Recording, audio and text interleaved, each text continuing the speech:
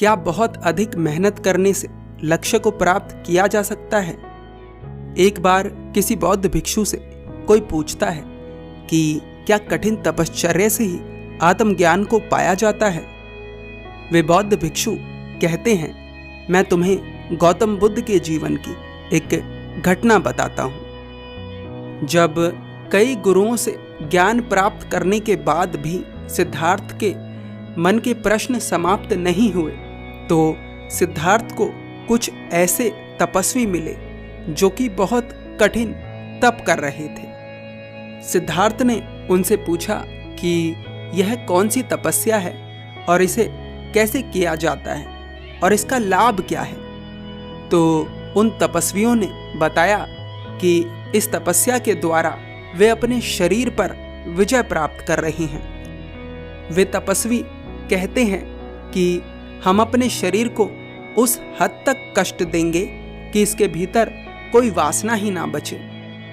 सिद्धार्थ को उन तपस्वियों की बात सुनकर बहुत अच्छा लगता है, क्योंकि उन्होंने इस तरह की तपस्या पहले नहीं करी थी। सिद्धार्थ उन तपस्वियों से कहते हैं, मुनिवर कृपा कर मेरा भी मार्गदर्शन करो, मैं भी इस तपस्या को करना चाहता हूँ। सिद्धार्थ की बात सुनकर वे तपस्वी चुप हो जाते हैं। सिद्धार्थ कुछ क्षण उनके पास बैठे रहते हैं। उसके बाद सिद्धार्थ उनसे कहते हैं, मुनिवर कृपा कर ये फल ले लीजिए, आपको भूख लगी होगी, कुछ खा लीजिए। सिद्धार्थ के पास कुछ फल थे। वे मुनि कहते हैं, नहीं, मैंने फल त्याग दिए हैं। सिद्धार्थ पूछते हैं, तो मुनिवर क्या मैं आपके लिए भिक्षा मांगकर अन्न ले आऊं? वे तपस्वी कहते हैं, मैंने अन्न भी त्याग दिया है। सिद्धार्थ कहते हैं, तो मैं आपके लिए जल ले आता हूं महात्मन। वे तपस्वी कहते हैं, मैं जल भी त्याग चुका हूं। मैंने सबसे पहले अन्न त्यागा, उसके बाद फल त्यागे और उसके बाद जल भी त्याग दिया। ये शरीर अन्न और जल से चलता है और इसके भीतर वासनाएं भी अन्न और जल के कारण ही उत्पन्न होती हैं। जब मैंने अन्न और जल ही रोक दिया तो अब इसके भीतर वासनाएं कैसे पैदा होंगी?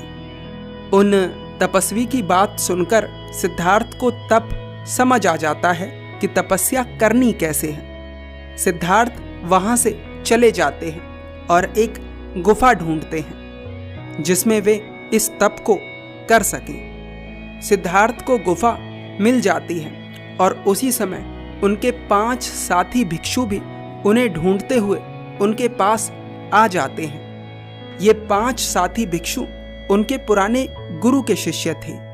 ये 5 ही भिक्षु सिद्धार्थ के दृढ़ निश्चय से अवगत थे, इसीलिए ये सिद्धार्थ को ढूंढते हुए इनके पास आए थे ताकि वे आगे की यात्रा सिद्धार्थ के साथ ही पूरी कर सकें। सिद्धार्थ अपनी नई तपस्या के बारे में उन 5 भिक्षुओं को बताते हैं और वे 5 भिक्षु भी तैयार हो जाते हैं तपस्या करने के लिए।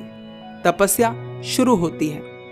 सिद्धार्थ सबसे पहले अन्न खाना कम करते हैं, उसके बाद वे अन्न को बिल्कुल त्याग देते हैं और फिर फलाहार पर आ जाते हैं, केवल फल खाते हैं। उसके बाद वे फलों की मात्रा को कम करते हैं और उसके बाद एक समय आने पर वे फल भी पूरी तरह से त्याग देते हैं और केवल जल पर आ जाते हैं। वे सिर्फ जल पीते हैं। उसके बाद वे जल की मात्रा भी कम करते हैं और एक समय पर आकर वे जल को भी पूरी तरह से त्याग देते हैं। अन्य 5 भिक्षु अन्न को बहुत धीरे धीरे कम कर रहे थे, परंतु सिद्धार्थ जल भी त्याग चुके थे। इस समय तक सिद्धार्थ का शरीर एकदम सूख चुका था। उनकी आंखें भीतर धंस गई थीं, उनके बाल बहुत कमजोर हो गए थे और उनकी खाल उनकी हड्डियों से चिपक गई थी। देखने में वे बिल्कुल एक कंकाल के जैसे लगते थे। किसी समय पर सिद्धार्थ का शरीर बहुत सुंदर और बलवान था, परंतु अब वे हड्डियों का ढांचा मात्र रह गए थे। सिद्धार्थ को देखकर उनके साथी भिक्षु बहुत प्रसन्न हो रहे थे, क्योंकि वे सिद्धार्थ की उन्नति देख रहे थे।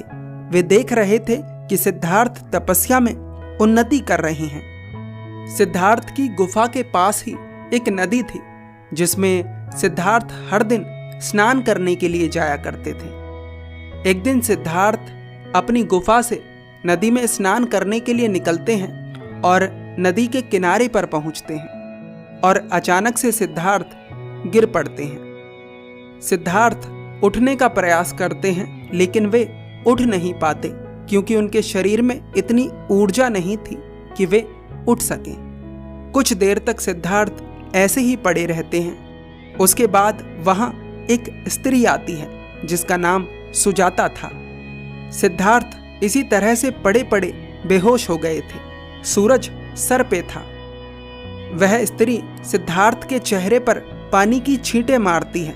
सिद्धार्थ को होश आता है। सुजाता सिद्धार्थ से पूछती है, मुनिवर, ये कौन सा तप है जो आपको आपके पैरों पर भी खड़े नहीं होने दे रहा? ये कौन सा तप है जिसने आपकी खाल को आपकी हड्डियों से चिपका दिया है? ये कौन सा तप है जो आप इतने असहाय हो गए हैं? जब आप इस गुफा में रहने आए थे तो बहुत सुंदर थे, आपका शरीर भी बलवान था, लेकिन अब आपका शरीर एक हड्डियों का ढांचा मात्र रह गया है। आप अपने बल से ना चल सकते हैं ना उठ सकते हैं। भला इस तपस्या का परिणाम क्या है और क्यों कर रहे हैं आप इस तपस्या को? कृपा कर इतने क्रूर ना बनिए अपने लिए।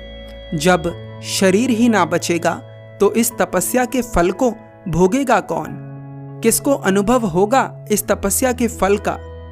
सिद्धार्थ को उस स्त्री की बात समझ आ जाती है कि जब शरीर ही ना बचेगा तो सत्य को जानेगा कौन।